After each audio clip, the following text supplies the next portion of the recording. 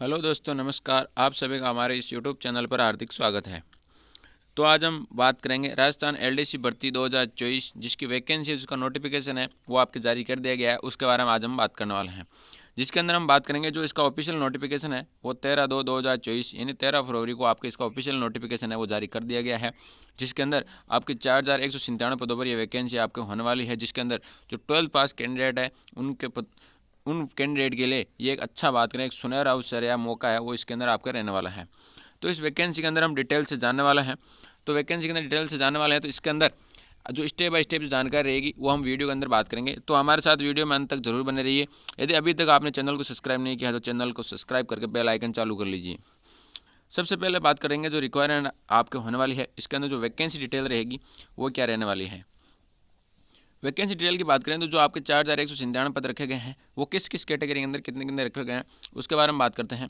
तो सबसे पहला आता है इसके अंदर शासन सचिवालय है, जिसके अंदर जो लिपिक सेकंड ग्रेड है उसके अंदर 584 पद है। जो गैर अनुसूचित क्षेत्र है उसके अंदर जारी किए गए हैं। फिर आता है राजस्थान लोक सेवा आयोग यानी आरपीएससी के अंदर जो सेकंड ग्रेड है लिपिक, इसके अंदर 61 पद रखे गए हैं। फिर आता है तीसरा है राजस्थान अधीनस्थ विभाग कार्यालय, इसके अंदर जो कनिष्ठ सहायक होते हैं उसके अंदर 2788 पद है वो इसके अंदर रहने वाला है यानी।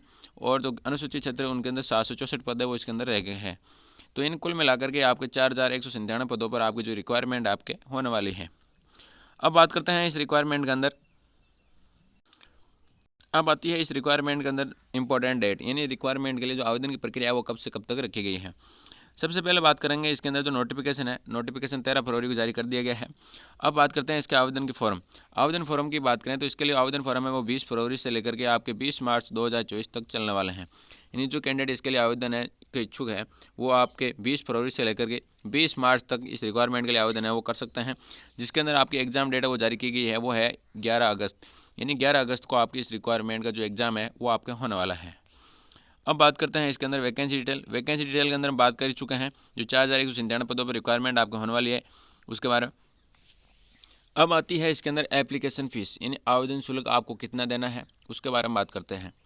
आवेदन शुल्क की बात करें तो अलग अलग कैटेगरी अनुसार इसके अंदर आवेदन शुल्क है वो भी इसके अंदर अलग अलग रखा गया है। साथ ही आरक्षित वर्ग है उनको भी इसके अंदर छूट है वो प्रदान की गई है। तो सबसे पहले बात करते हैं इसके अंदर जो ओबीसी, ईडब्ल्यूएस, एससी, एसटी जो पीडब्ल्यूडी कैंडिडेट है इन अभ्यर्थियों के लिए आवेदन शुल्क 400 रुपये का रखा गया है। लेकिन जो सामान्य वर्ग और जो अनारक्षित वर्ग हैं उनके लिए आवेदन शुल्क है वो इसके अंदर 600 रुपये रखा गया है। अब बात करते हैं इसके अंदर वो आती है रिक्वायरमेंट के लिए आयु सीमा कितनी रहेगी। आयु सीमा की बात करें तो इसके अंदर नॉर्मली जो जनरली आयु सीमा है वो 18 वर्ष से लेकर के आपके 40 वर्ष तक के मध्य रखी गई है। यानी जो कैंडिडेट 18 से लेकर के 40 वर्ष के मध्य हैं उनकी वो इस रिक्वायरमेंट के लिए आवेदन है वो कर सकते हैं। साथ ही आयु की गणना है वो आपको 1 जनवरी 2025 को आधार मान करके की जाएगी। यानी 1 जनवरी 2025 को आप 18 वर्ष से कम नहीं होने चाहिए और 40 वर्ष से अधिक है वो इसके अंदर आप नहीं होने चाहिए। तो आप इस रिक्वायरमेंट के लिए आवेदन है वो कर सकते हैं। साथ ही बात करें इसके अंदर जो महिला अभ्यर्थी हैं उनको इसके अंदर 5 वर्ष की छूट दी गई है। साथ ही एससी/एसटी जो कैंडिडेट हैं अनुसूचित जाति जनजाति से बिलोंग करते हैं या जो शहरी जनजाति कैंडिडेट हैं उनको भी इसके अंदर 5 वर्ष की छूट है वो इसके अंदर प्रदान की गई है। अब बात करते हैं इसके अंदर जो महिला कैंडिडेट है जो एससी/एसटी की है, शहरी जनजाति की है, उनको अंदर इस महिला कैंडिडेट को 10 वर्ष की और पुरुष कैंडिडेट है उनको 5 वर्ष की छूट है इसके अंदर दी गई है। बात करते हैं क्वालिफिकेशन की इस रिक्वायरमेंट के अंदर बात करें जो किसी भी मान्यता प्राप्त जो यूनिवर्सिटी है, जो बोर्ड है, उससे आप 12th पास होने चाहिए। साथ ही आपने नॉर्मली कंप्यूटर कोर्स कर रखा है तो आप इस रिक्वायरमेंट के लिए आवेदन है कर सकते हैं। अन्य इसके अंदर अलग अलग क्वालिफिकेशन है वो इसके अंदर रखी गई है, लेकिन जो जनरली क्वालिफिकेशन है वो रहेगी इसके अंदर 12th पास प्लस RACIT या कंप्यूटर कोर्स जो भी आपने कर रखा है तो आप इस रिक्वायरमेंट के लिए आवेदन है वो कर सकते हैं। इसके बाद आती है इसके अंदर यानी क्वालिफिकेशन के अंदर सब जनरली जो क्वालिफिकेशन है वही आपके सामने यही रहेगी कि 12th पास के साथ कंप्यूटर कोर्स।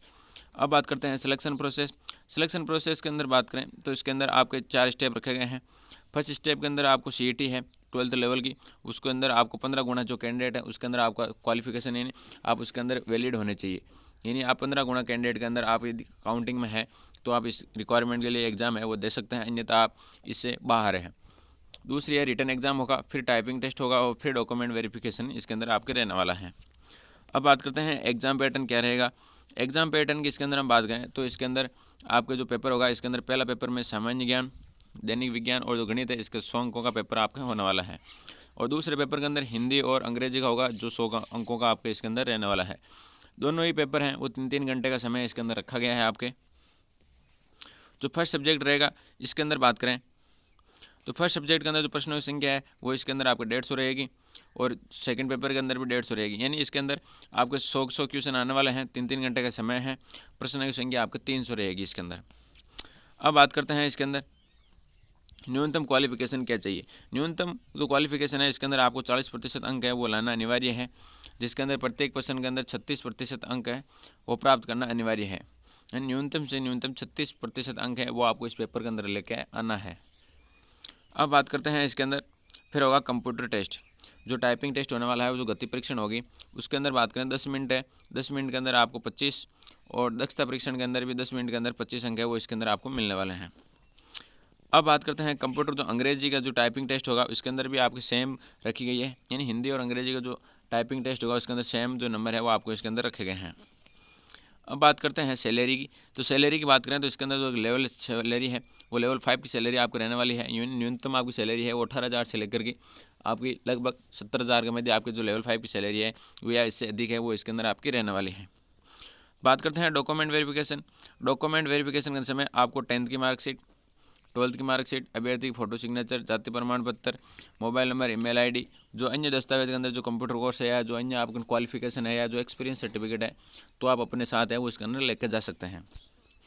बात करते हैं अप्लाई किस प्रकार करना है, तो अप्लाई की बात करें तो इसके लिए आवेदन है वो आपकी जो ऑफिशियल वेबसाइट है, जो RSSMB की ऑफिशियल वेबसाइट है उसके थ्रू कर सकते हैं, जिसका लिंक आपको नीचे डिस्क्रिप्शन अंदर उपलब्ध करवा दिया गया है, वहाँ से आप सीधा आवेदन कर सकते हैं।